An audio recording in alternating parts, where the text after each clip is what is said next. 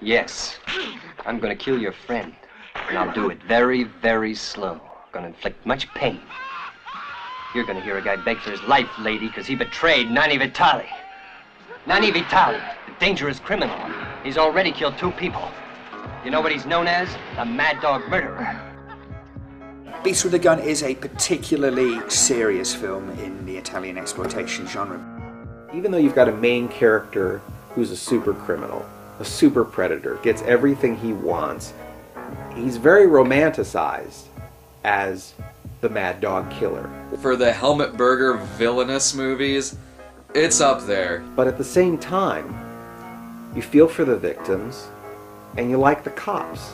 People love vigilantes. People love tough-on-crime stuff. People love tough cops and bad guys being thwarted in really violent, brutal ways.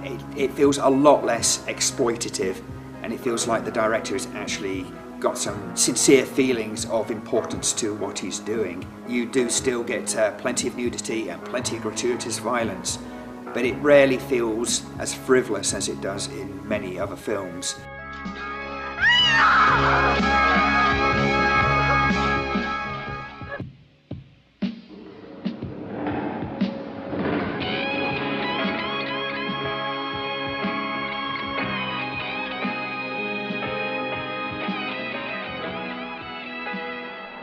The movie titled Beast with a Gun, or Ferocious, or Mad Dog Killer, or Mad Dog, or The Human Beast, or Street Killers, or simply La Belva Col Mitra, is a 1970s Polizia Shetty that stands out amongst its brethren.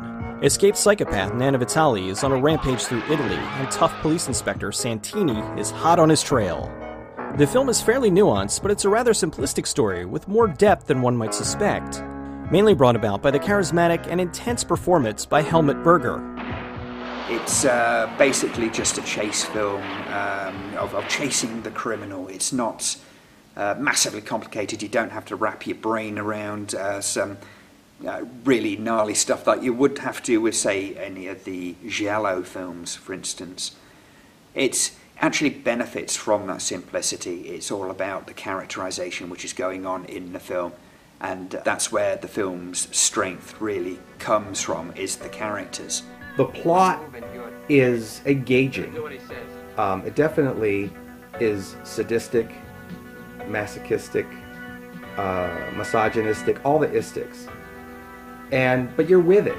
You're with it. You kind of feel like you're reading a good piece of pulp fiction, you know, to coin a very, very trite phrase.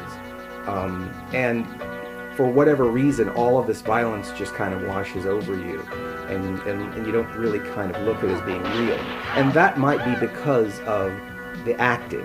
You have some great performances from Richard Harrison, who is thankfully not in ninja mode during this film. He's a very strong presence. He doesn't have an awful lot of presence in the film, but when he is there, he really does command the screen and commands attention. And it's a fun movie. It's a really entertaining movie. You have this larger-than-life villain that's Helmut Berger, and you have ultra-badass Richard Harrison, and you feel it's all leading to something. Like, here's Helmut Berger, who's dousing people in lye, and kidnapping women, and robbing shit. And then you have Richard Harrison, who's just sick of Helmut Berger's shit. Let's just fucking kill this guy. So I'm expecting, like, you know, it's gonna come, like, fucking head-to-head. You're gonna have this, like, Riggs Murtaugh versus Mr. Joshua moment. Maybe they both just fucking... Maybe he just gets his ass shot at the end. So they fight each other at the end of the movie, and then Helmut Berger just gets arrested and taken back to jail. That's really anticlimactic. For an otherwise really suspenseful movie. A slow burn film with bursts of sadistic violence. Beast with a Gun is still, to this day, mainly known for appearing in Quentin Tarantino's Jackie Brown. That Rugger Howard? No, it's Helmut Berger. Still rather obscure given its place in the Italian exploitation genre, Beast with a Gun is well regarded by those who know of it and respected as an almost unsung classic. I think almost every Italian exploitation movie is an overlooked gem because a lot of people don't realize that these movies paved the way for a lot of the blockbuster filmmakers of today to be making the kind of movies that they're making. Like, everything that Quentin Tarantino is making, it wouldn't exist if it were not for the Italian-sploitation genre. I think it holds up very well. It does have a certain staginess, which I think makes it sort of charming. You know, the way they just all just come out with their containers of lie and march toward him. It's like full-service homicide. You know, it's such a structured scene for such a bizarre act. When you watch it really closely, it is a film that does feel slightly cut. But the first time you see that film is particularly brutal. And I think because that we get to like the characters, that there's a certain attachment that we have to them in that respect. That makes the violence somewhat worse than in many of the films that came after it, where the characters are much more disposable and throwaway. This genre of tough cop, tough on crime, sleazy vigilante stuff has been happening for such a long time, and I think in comparison to the movies that came after compared to ones like this, is I think they have gotten a little more graphically violent, just given more freedom that filmmakers are being given, but I think there's a certain sense of the sinister and helplessness and a cold vibe that these movies had. Directed by Sergio Greco, a veteran of these films, and featuring an American star Richard Harrison, it's a gorgeously shot picture putting the subject matter at odds with the scenery and beauty surrounding the brutality. Featuring a strangely positive soundtrack clashing with the sadistic imagery, almost giving the lead madman a heroic quality. The quality is very good, or good might not be the right word, but very efficient. The film moves along at a very, very nice clip. The action keeps you interested. Not only is the pacing well done, but it's well photographed, well blocked, and just delivers the goods. Just everything about how it looks is absolutely wonderful, from the wonderful locations to the choice of shots that he uses to pick up the main characters as he follows them. Well, like a lot of Italian action movies and a lot of Italian films in general, it's quite beautifully shot. You're always going to get a really cool score with movies like this, like a weird mix of synth and orchestral, and this movie's definitely got it. Which is more than I can say a lot of current movies right now, even movies that I really like. I really miss having a really memorable theme, a really memorable score to the movie.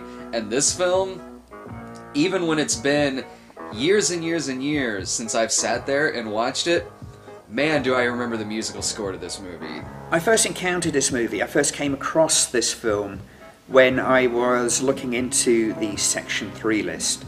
The Section 3 list is basically a sister list to the Video Nasties list, the Video Nasties being the censorship drive that happened in the early 80s. Section 3 was the bunch of films that the police would be able to walk into a video store, take off the shelf and walk out with, and you would have to basically go to court and try to get the film back. If there's one thing that the Department of Public Prosecutions lists did for these films, is it gave it an uncommon lifetime. I think in this country many of those films would probably have disappeared without a trace if it hadn't have been for that censorship drive. Beast with a Gun was one of those movies that it goes under so many different alternate titles. The Mad Dog Killer. Street Killers. Ferocious Beast with a Gun, which is a fantastic title. That somewhere along the way you may inadvertently own the movie more than once. So I remember when the movie first came out on DVD and it was under the Beast with a Gun title. Yeah, totally. Purchase, take it home, and as soon as the music starts, as soon as the theme starts, I sit there like, oh, I've got a copy of this downstairs somewhere on VHS. I got a copy of it under Mad Dog or Mad Dog Killer, one of the two. So okay, I own the movie on DVD now. I can deal with that. A film that tells a story it wishes to tell without being cute about it. Who does your dirty work? You know what you got coming?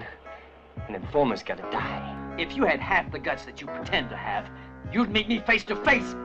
Coward! Listen, you motherfucker. Don't you push me, or I'll knock them off immediately. A humorous take on crime and violence. well, almost humorless. Oh, Junior, here, take this. Sorry, lady, I'm off duty. I have to get a vehicle home before Sylvia's dog world closes. Get in, darling. They specialize in dog beauty. Largely unnoticed in the grand scale of the poliziescetti genre, Beast with a Gun is an invaluable piece of Italian exploitation cinema. Do I think the general public would embrace a movie like this, or is it doomed to remain a cult film? I think with today's audiences, it's a bit of a tough question. There will always be audiences like myself and other cult film enthusiasts who will keep this film alive. A general audience tends to be kind of fickle. A cult audience and a genre audience tend to look at these films and love them and cherish them and pass them on.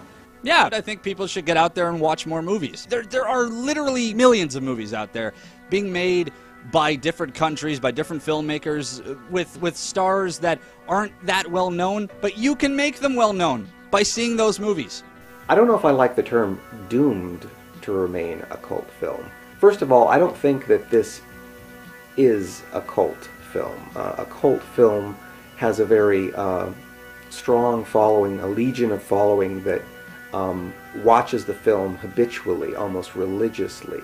You know, I think the best hope for a film like this is for it to become a cult film. Mainstream movies fade and cult lasts.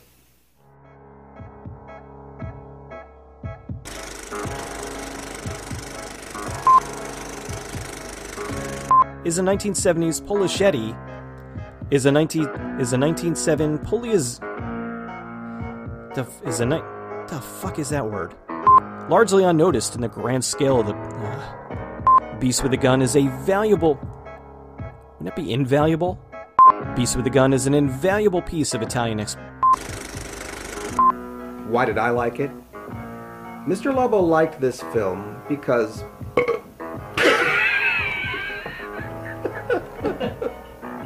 it's one for the Christmas reel, Josh. Okay, here we go. And then his stomach revolted at that moment. All right. One more time. One more time.